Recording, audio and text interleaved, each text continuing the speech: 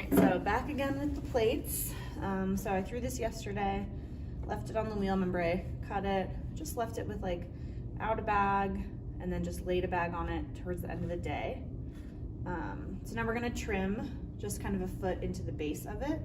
But first I am going to get all this off there. And then I can actually use this clay because it is soft enough, along with this other clay from my other one, to hold the piece onto the bat, right? So if you remember that from when you first started doing trimming with those marble pieces,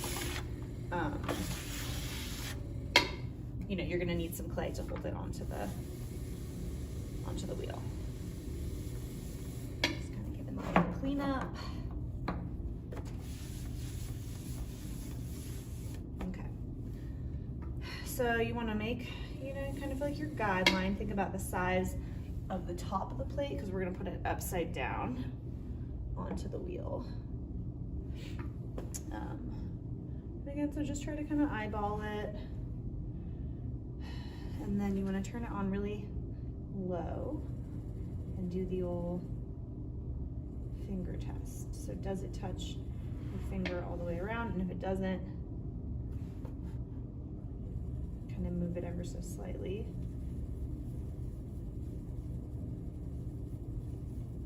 And then I kind of, does it look centered? Honestly, this plate might be a little bit off, but kind of like everything I do, a little bit off. All right, so then take some of your clay and you're going to put it on all kind of four sides to hold it onto the plate. So you want to smush it onto the bat and then onto the piece to grab on.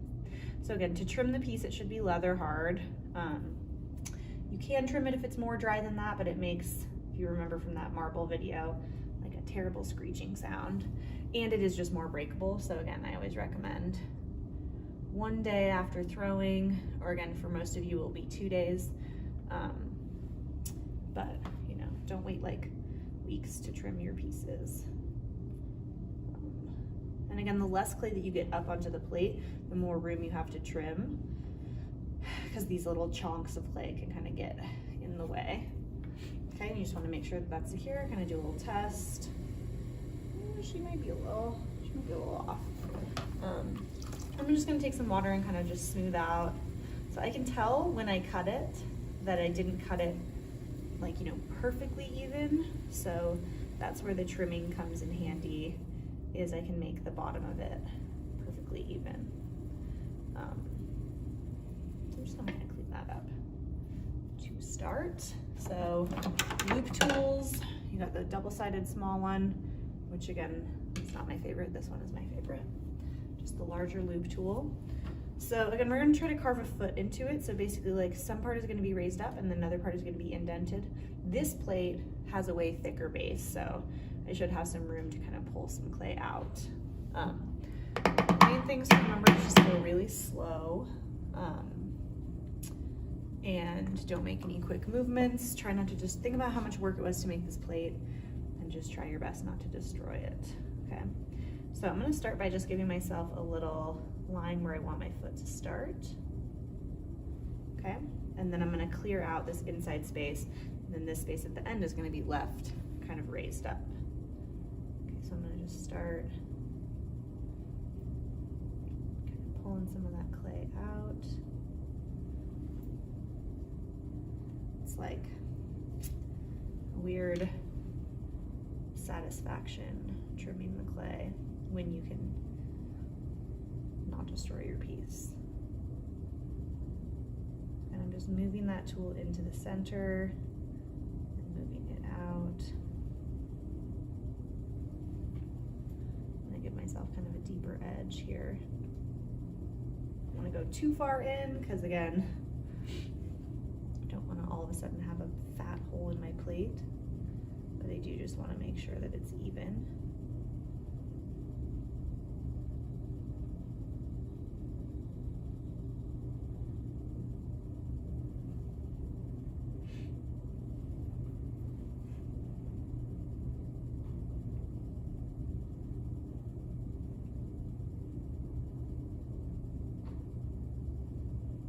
It's going very slow, but again, you choose your own speed, choose your own adventure, if you will.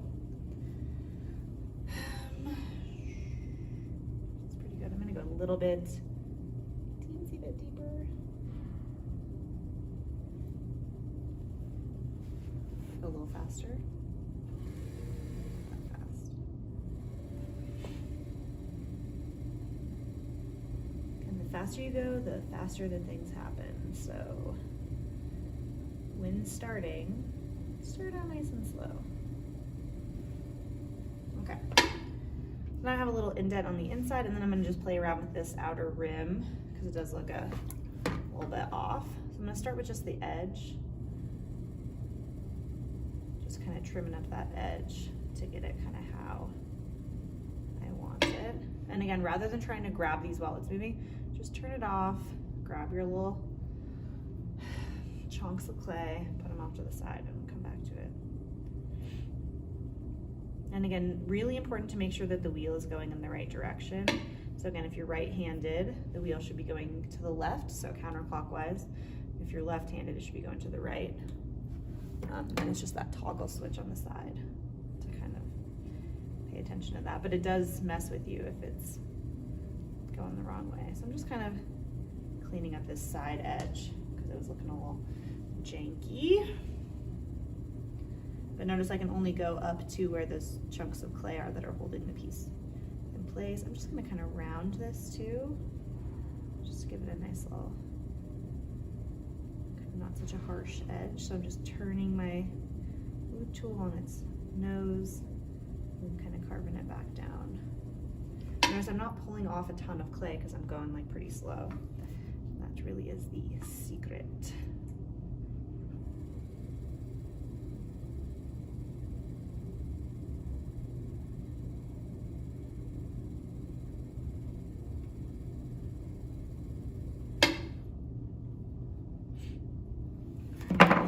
Sponge, clean her up here. Got our little foot. So again, the foot is traditionally just to keep the dish so that it's not touching the table. And again, that way you can kind of glaze this part of the plate, and then all you have to not glaze is the foot, because that's all that's going to be touching the table or the kiln shelf or what have you. Again, I feel like this plate might have had some, imperfections to start with. Let's go a little further just to get it a little bit more pronounced while I have time before the bell rings. It's like pasta or, I don't know, dough or something. Again, this plate was pretty thick, so got a lot of room to trim. So again, you should all start with like, we're gonna start with like 2 pounds of clay, so you should have plenty to work with. And again, one of those instances where it's okay to maybe make the piece a little bit thick because you know you're gonna trim it. And I'm just gonna go in and do the middle part one more time just to kind of reinforce that foot.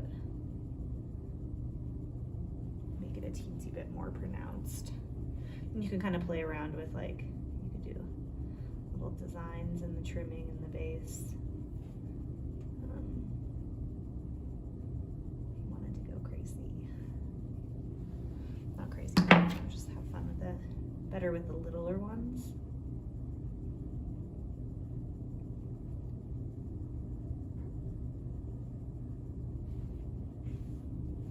Oh, I just threw that on the ground.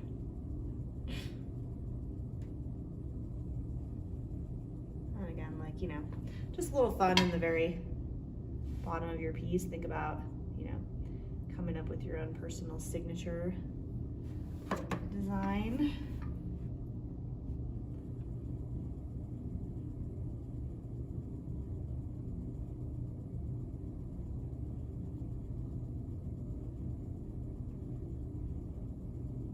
Just kind of curving it in there. Okay.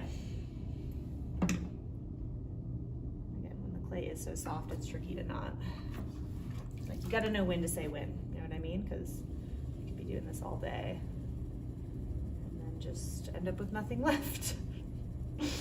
Okay, all right, so that's looking pretty good. I'm gonna take my foot off the wheel so I don't actually turn it on. I'm doing this and try to just carefully, I'm gonna use a tool to kind of peel this off. It's tricky because it just does get like kind of smushed onto your piece, which can be pretty annoying, and then you gotta clean up the sides. But like, what's more annoying, this or your whole plate going and flying against the wall because, you know, you didn't have it attached all the way? I would say the latter. Ooh, that was a clean one. Okay, so just again, and just go really careful. No need to rush through any of this. If you feel like you're not gonna get through it and class is over, just take the bat off, put it on your shelf, come back to it the next day. You know, not everything needs to be done day of. Okay. A little bit janky. I'm just gonna kind of smooth out these little lumps where my lovely clay chunks were. And remember, you can always flip it over and trim the other side also. I'm just not gonna do that today for the sake of time, and because I feel like, you know, I don't really want to on this piece per se. So again, just cleaning it up while I still have it on there, just because it's trickier to do when it's kind of flipped over. So it's just smoothing out all of that.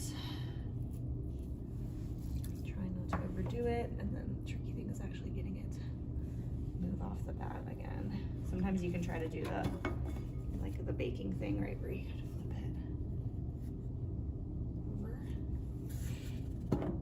it over. Okay. Yeah, and then not too bad. Again, it's not too bad on the top, but what I would suggest doing, again, today, or the day that you're working on it, is just kind of clean up, just smooth out any like wrinkles from the bag or any imperfections, cracks in the piece, so that it's nice and smooth when you glaze it, to practice your sgraffito technique. So just, again, lightly with the sponge. And again, remember, you don't want to, you know, you could trim the side, you could do some designs into it, but since we're going to do sgraffito on this piece, this whole part is going to be kind of covered in your design anyways. So, all right. So that's kind of that. Again, there's my little foot. It's still pretty soft, so again, you want to leave it like for a day or so. Just lightly put a bag over it so it can get to be more leather hard, so that you can underglaze it. Oh my god, I almost dropped it. So there we go.